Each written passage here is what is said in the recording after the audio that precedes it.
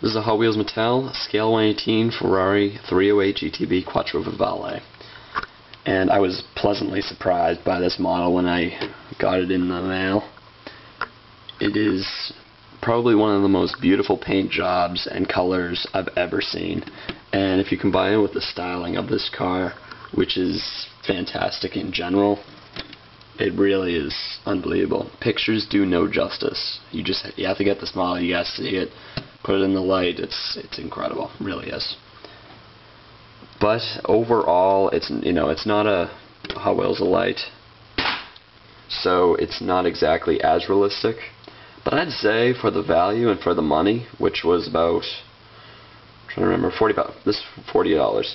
So it is still a lot, but for that money, it is a lot of car. Although it does have, very similar to that 458 that I showed earlier, plastic,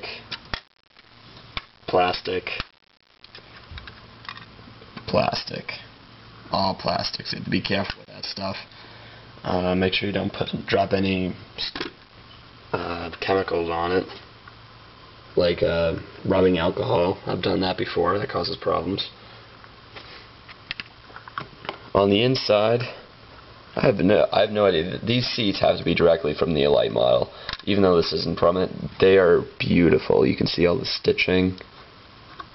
Really an unbelievable job with the seats. And I think they're rubber. Can't even tell. There's a random floor mat in there.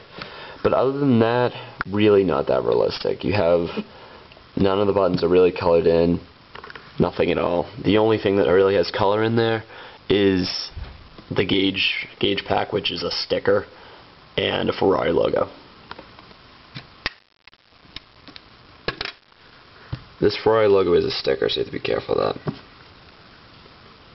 Another thing with problem with these cars, if you look on websites when you're buying them, these two turn signals are switched. So the orange is toward the inside on both sides, and that's incorrect from what I've seen based on pictures. And it was actually kind of a coincidence. When I opened up the box, these two had fallen out.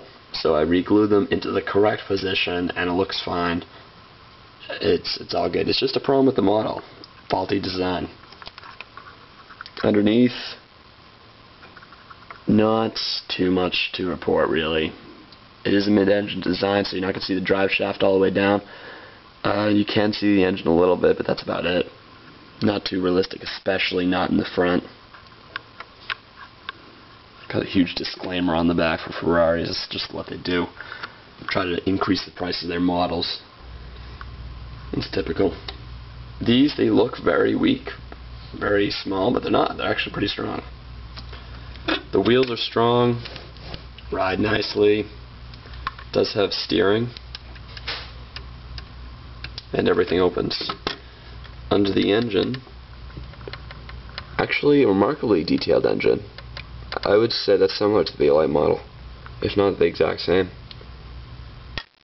Like I said, this is a 1982, so it is a Quattrovalvole, which means it has the 4-valve per cylinder, and that increased horsepower back up to 240.